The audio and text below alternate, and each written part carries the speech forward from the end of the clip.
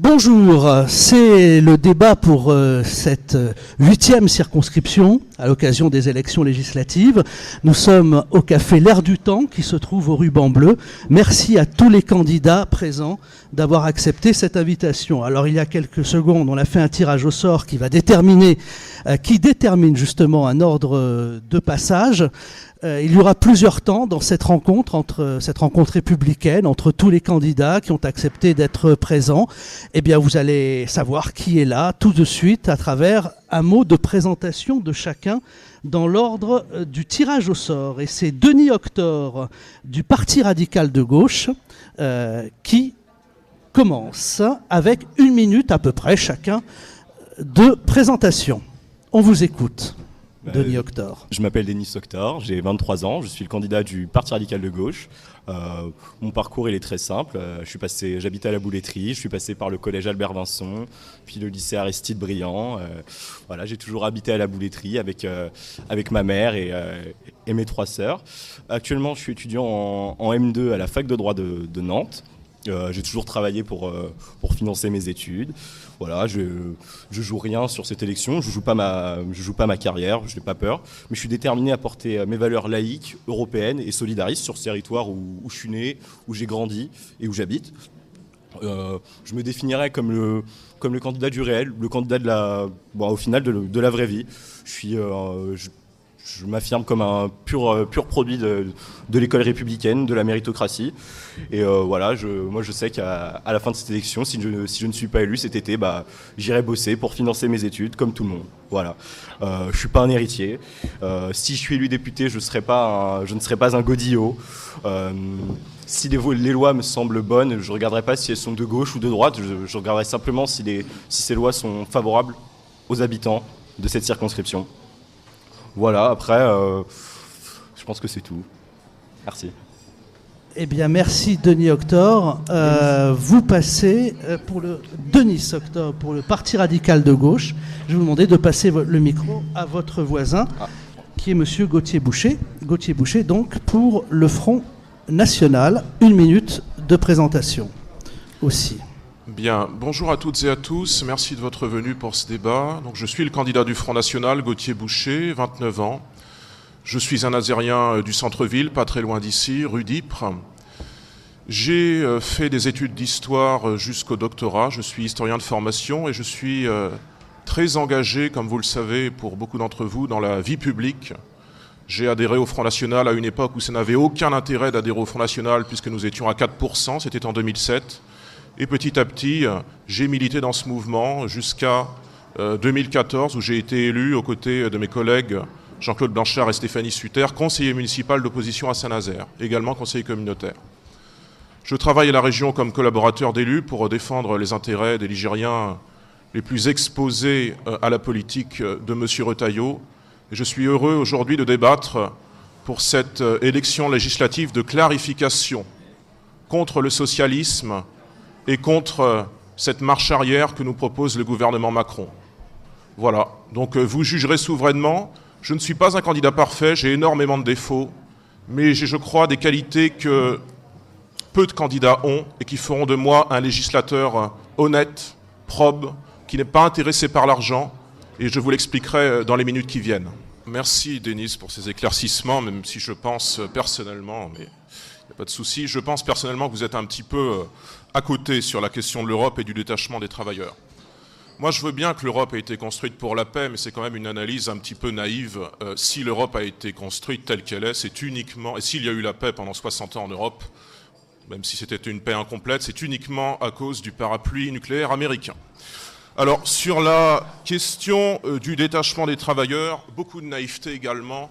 Comment peut-on à la fois promouvoir l'Union européenne, promouvoir la construction européenne, tout en regrettant les excès du détachement des travailleurs, alors que le détachement des travailleurs est consubstantiel de la construction européenne.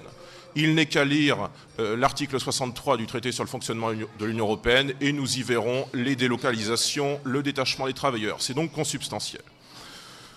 Monsieur Octor nous dit que l'Europe fait beaucoup, qu'elle fait beaucoup pour notre vie quotidienne. Par exemple, elle nous aiderait à avoir le Wi-Fi, très bien, mais à quoi ça nous sert si l'Europe nous aide prétendument pour le Wi-Fi ou pour la fibre optique, si dans nos communes les plus rurales, les plus reculées, nous n'avons pas Internet, si les gens sont dans un total drame de la désertification numérique pour le coup.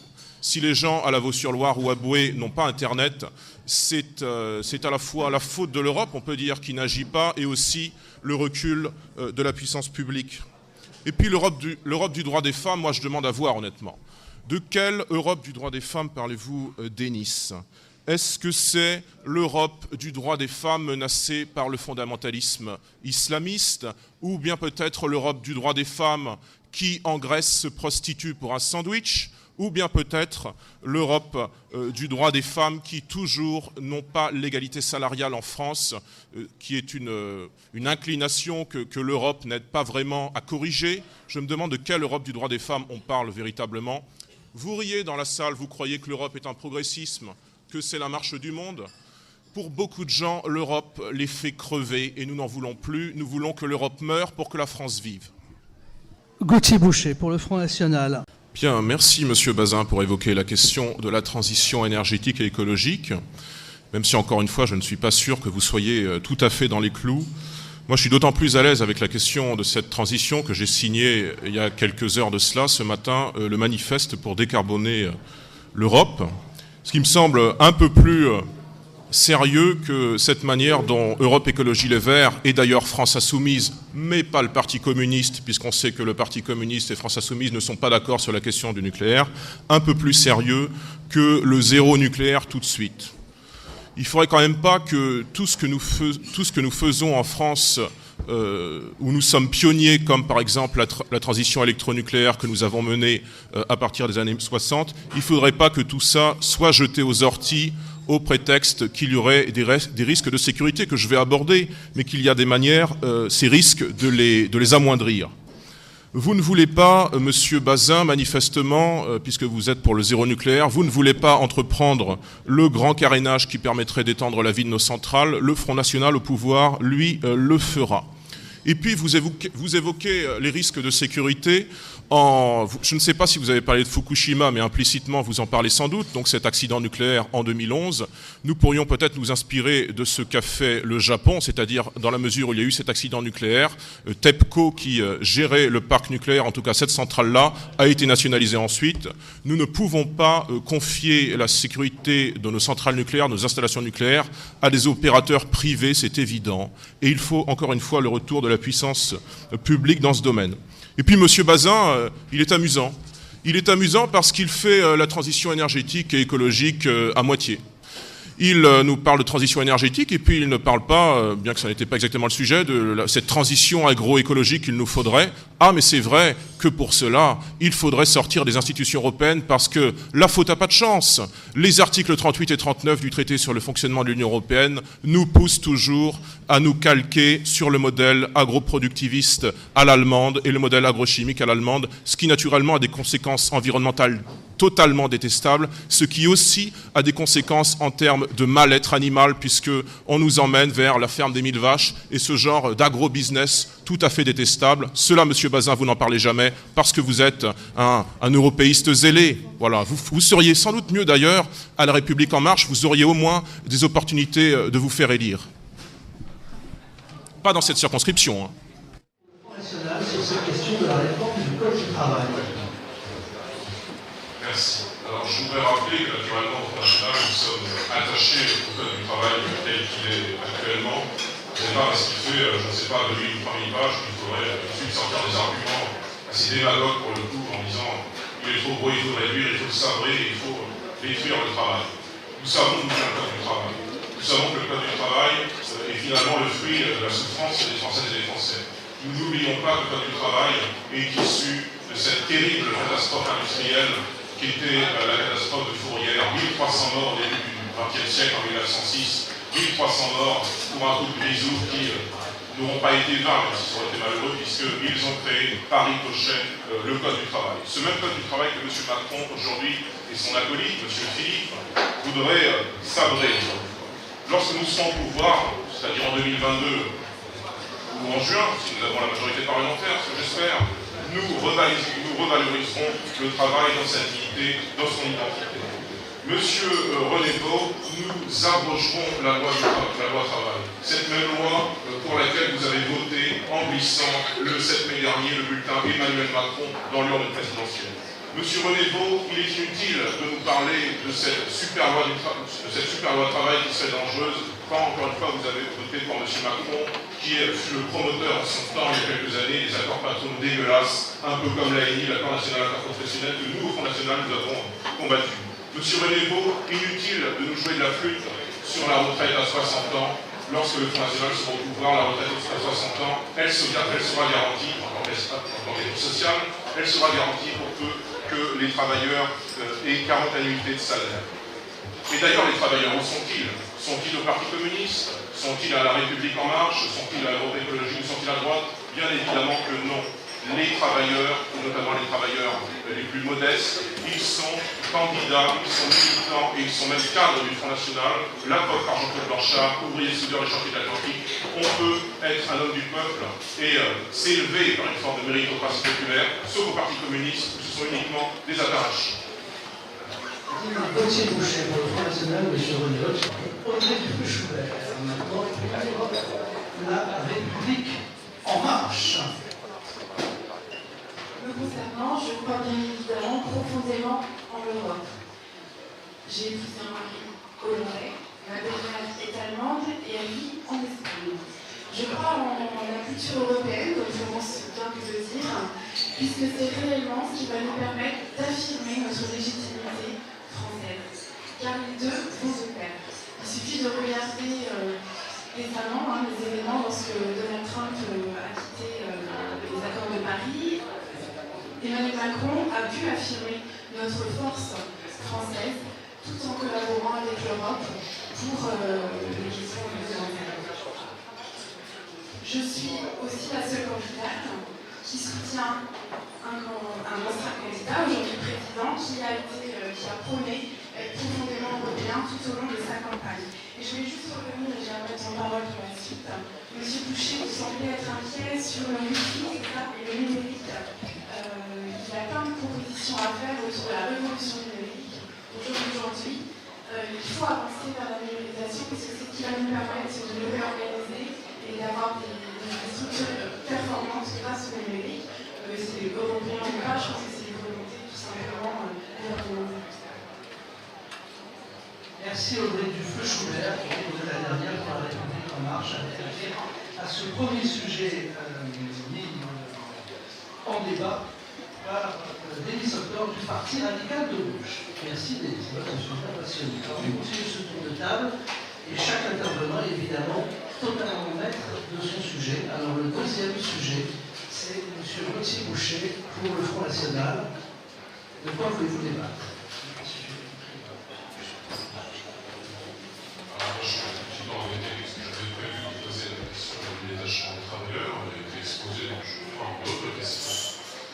Je voudrais simplement poser une question rapide sur le logement, et en particulier le logement social.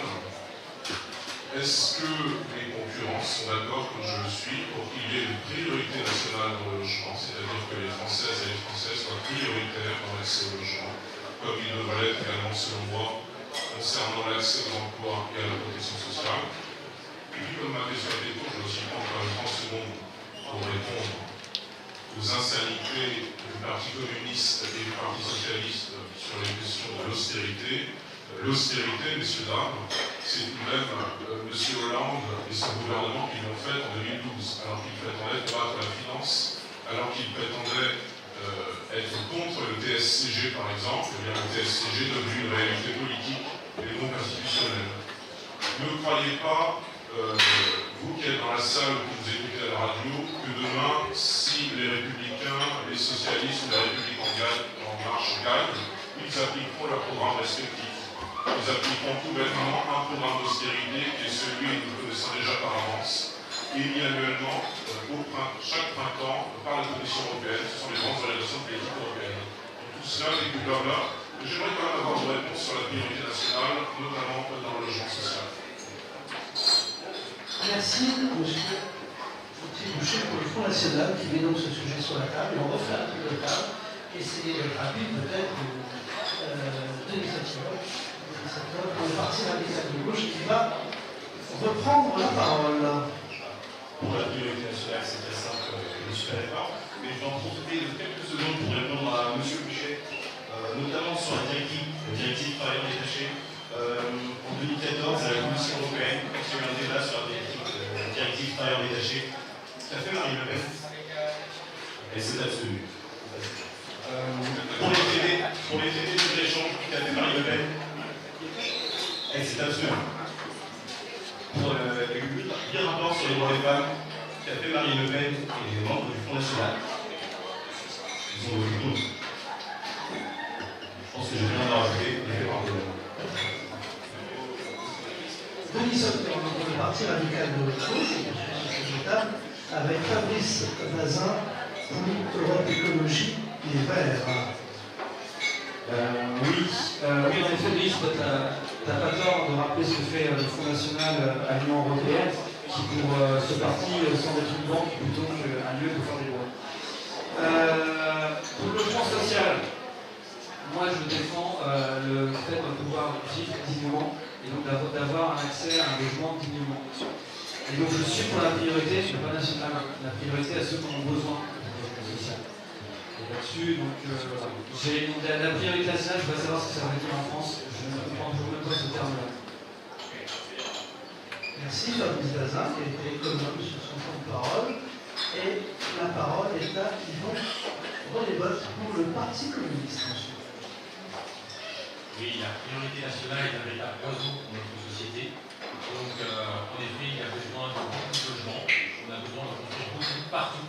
Et c'est pour ça que pouvoir SRU qui garantit la construction de logements sociaux presque partout, en tout cas, ayant obligation de construire 25% partout. C'est pas que demain, dans la législature à venir, eh bien, il y aura une nécessité d'augmenter en tout cas ce pourcentage et que le chiffre de 30% soit atteint le plus rapidement possible, parce que le logement social, on en a besoin partout sur tout le territoire.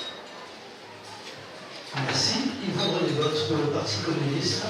On poursuit ce tour de table avec Marion Dagneau pour le Parti socialiste. Madame Dagneau. Alors ma réponse va être claire, bien évidemment opposée à la proposition de M. Gauthier Boucher. Je suis très fière dans ma délégation, jour après jour à la ville de Saint-Nazaire, de tout mettre en œuvre pour construire du logement qui soit accessible à toutes les familles, à toutes les générations, et ce, sur tous les quartiers de la ville. Je suis très fière que sur la ville de Saint-Nazaire, on atteigne un taux de logement social important qui est le résultat d'une politique publique volontariste, plus de 27% dans les logements sociaux. Et à cet égard, j'aimerais par ailleurs entendre la position de la candidate de la République En Marche sur la construction de logements social, globalement, y compris sur le territoire nazérien, parce que madame, vous avez choisi comme suppléant un opposant à la politique municipale, un représentant de la droite à la conseil municipal. Le conseil municipal, après le conseil municipal, s'oppose à la construction de logement social sur le territoire nazérien. En ce qui concerne la position de M. Gauthier Boucher, finalement, elle ne me surprend pas parce que vous n'avez de cesse de répandre la haine, de diviser celles et ceux qui vivent et grandissent sur notre territoire. Monsieur Gauthier Boucher, vous êtes l'homme d'un parti qui préfère soutenir les dictateurs arabes comme monsieur Assad, plutôt que d'accueillir sur notre territoire les réfugiés qui fuient la guerre, les massacres et les misères. On vous a vu à Saint-Nazaire manifester contre l'accueil des réfugiés. On vous a aussi vu d'ailleurs à Saint-Brévin manifester contre l'accueil des réfugiés. Il faut dire auprès d'un maire, monsieur Horry, qui était peu enclin à accueillir celles et ceux qui sont dans une situation extrêmement dramatique. Monsieur Horry, qui est par ailleurs aujourd'hui le candidat à la République En Marche, qui a vraiment traîné les pieds pour ouvrir les portes à ces femmes, ces hommes et ces enfants. Vous avez combien de migrants chez vous, madame? Merci Madame Lauriane Dagneau. Je demande de ne pas parler dans la salle parce que sinon on s'en sortira. Vous êtes adressé, Madame Dagneau, à la candidate de la République En Marche qui vous répondra lors de son tour de table. Alors, on poursuit l'ordre logique avec M. Tony Moulis pour l'Union populaire républicaine. Vous êtes déjà à 6 minutes. Je vais être très très rapide. Quand je parlais tout à l'heure notamment de la paix sur le territoire de l'Union européenne, je sais de quoi je parle.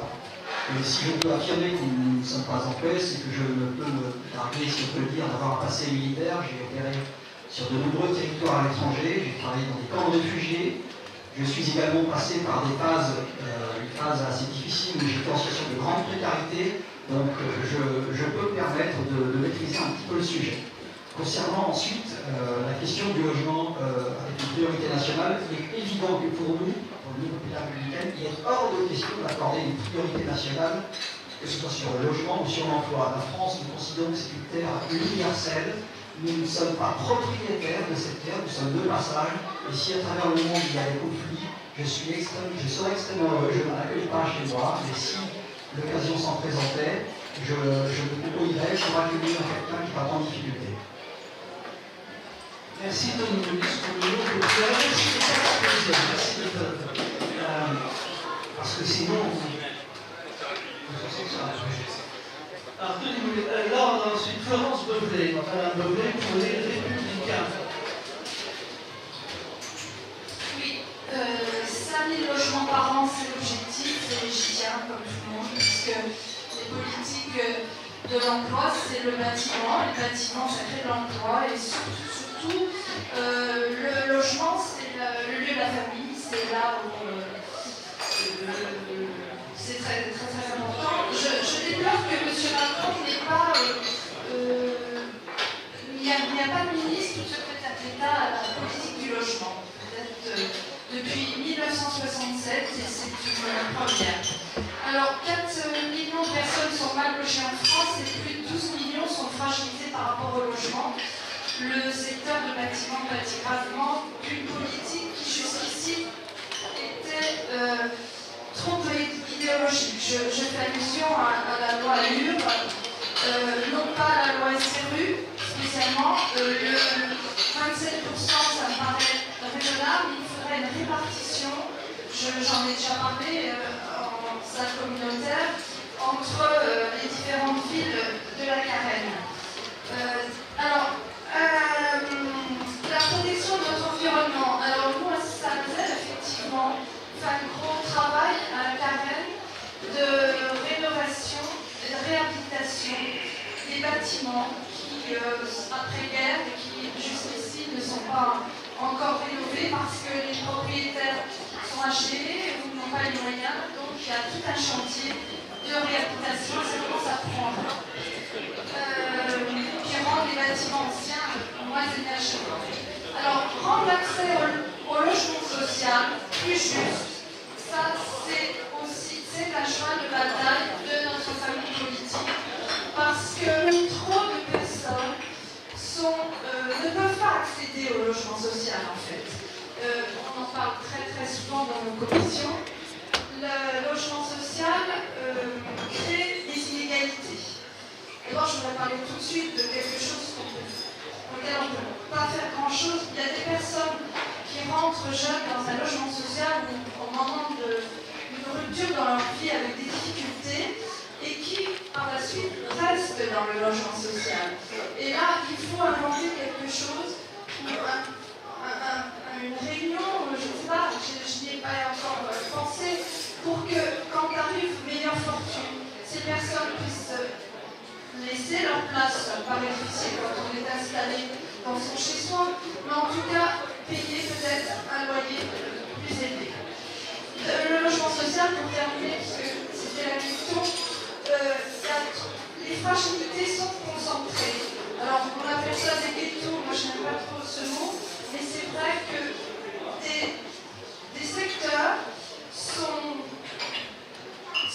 Des personnes ne peuvent pas aller dans les HLM, qui sont, enfin les logements sociaux qui sont neufs, équipés, et ils doivent se retrouver dans les logements sociaux qui ne sont pas rénovés. Pourquoi? Parce que le coût de la construction augmente avec les normes qu'on nous impose maintenant. Et l'APL ne progresse pas d'autant. Donc il y a des personnes qui sont en dehors du logement social et qui ne peuvent pas avoir un logement social. Et ça c'est très grave, mais c'est pas lié à Saint-Nazaire. C'est national et c'est quelque chose sur lequel il faut absolument travailler. Merci Florence Beuvelet pour les Républicains. Stéphane Michel, sur la question du logement, vous placez votre tour. Vous ne parlez pas, vous placez votre tour. Et maintenant donc, Audrey Dufeu-Schubert pour La République En Marche. Concernant la question sur les logements sociaux, je suis bien évidemment favorable. Je suis pour les logements sociaux, rassurez-vous Madame Le Cognon, puisque j'ai moi-même grandi dans une cité HLM pendant de nombreuses années. Florence Peuplé, pour vous répondre sur la question du ministère spécifique sur les logements. Je pense qu'en fait la problématique des logements est bien plus transversale. Et d'ailleurs, il y a eu un ministère sur la cohésion des territoires qui a été créé, puisque nous devons avoir une approche beaucoup plus globale pour concentrer nos moyens là où il y en a besoin et faciliter l'accès aux logements sociaux pour les jeunes et notamment les actifs afin que le logement ne soit pas un frein à l'acceptation d'un emploi si la personne est amenée à être mobilisée sur le territoire. Je voudrais répondre aussi, parce que j'ai beaucoup de questions, je suis en fin de tour de table, à Madame Denot sur la question de mon suppléant, puisque cela semble vous inquiéter. Je tiens juste à vous rappeler que nous sommes dans une élection législative, une élection nationale, et que même si je comprends qu'il soit intéressant et opportun plutôt de mettre en avant les politiques municipales en tant qu'élu municipal, nous sommes cependant là sur une élection nationale. Et quant au choix de mon suppléant, Pierre Vincent est en marche depuis le début. C'est un des premiers qui a choisi le rassemblement autour de la majorité présidentielle concorde. Et je me pose une question aussi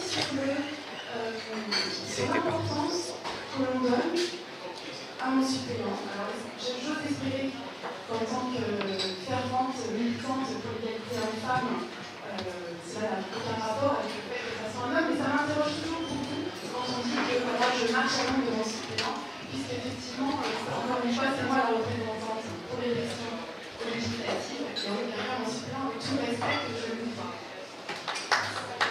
On n'applaudit pas. Audrey Dufeu-Schubert pour La République En Marche pour terminer ce tour de table, qui est avec le thème posé par M. Gauthier Boucher, la conférence nationale pour le logement social. On continue à arrive maintenant sur la liste, M. Boucher. Merci. Alors, sur la question de la moralisation de la vie publique, sur en gros la question des finances, je voudrais rétablir un petit peu de vérité après l'hypocrisie de Madame Denot. Il est certain que Madame Denot a quelques facilités à publier sa déclaration de revenus, sa déclaration de patrimoine, puis son budget de campagne. C'est en quelque sorte une manière habile de se prémunir de la réalité de ces revenus qui sont tout de même d'environ 3 500 4 000 euros par mois. Des revenus que n'ont pas une immense majorité des Nazériens, des non-forts, des criminalités, des habitants de notre circonscription. Et puis Madame Beugnot, en publiant son budget de campagne, révèle aussi un autre visage, c'est qu'elle utilise finalement les fonds publics, tandis que pour ma part, je ferai une campagne avec 4 fois moins d'argent pour 2 fois plus de voix, sans doute, en tout cas au premier tour. Il faut aussi dire ce que nous ferons de cet argent.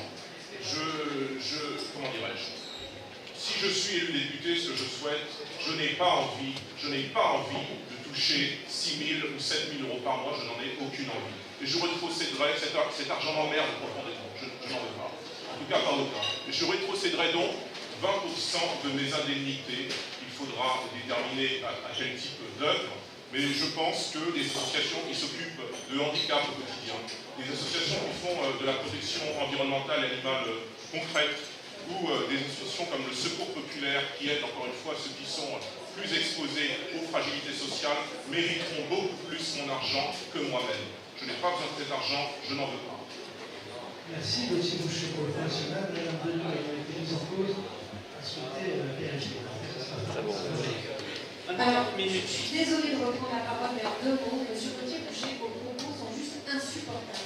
Vous êtes le parti du mensonge, des fake news. On connaît vos méthodes, c'est les mêmes méthodes que Marine Le Pen, donc vous allez arrêter de raconter n'importe quoi. D'une part, sur les revenus, ils sont transparents, ils sont publics, j'invite les auditeurs à aller voir ça en ligne sur mon site internet. Et ensuite, sur les modalités de financement de la campagne électorale, puisque, comme la voix nous s'y autorise, j'ai fait un prêt. Voilà, en mon nom. Sur les impôts. En mon propre nom. Voilà, monsieur le président. 32 000 euros. 32 000 euros Si, pour qu'on n'a pas député à la fin. pour le Parti Socialiste. Moi, ce qui m'embête un peu avec M. Ruiz, c'est que finalement, je suis assez d'accord avec lui sur beaucoup de sujets, dont le sujet des financements. Alors, j'appelle tout de même les électeurs de France Presse Néo qui veulent vraiment avoir un député qui fera cette triple sortie de l'Union européenne, de l'OTAN et de l'euro, finalement, avec les Gauthier Boucher dès le premier tour, ça mange pas bien. Alors comment finance-t-on en sortant la France finalement de l'ornière dans laquelle elle se trouve par un certain nombre de politiques qui lui coûtent beaucoup d'argent au quotidien? Il faut naturellement, c'est pas vraiment une surprise dans la bouche, réduire à peu près 90% les flux migratoires, ça fera déjà bien des économies. Il faut lutter contre la fraude fiscale, la fraude sociale, et il faut, je le pense, sortir notre pays de l'Union européenne, ce qui fait concrètement 9 milliards d'euros annuels d'économies.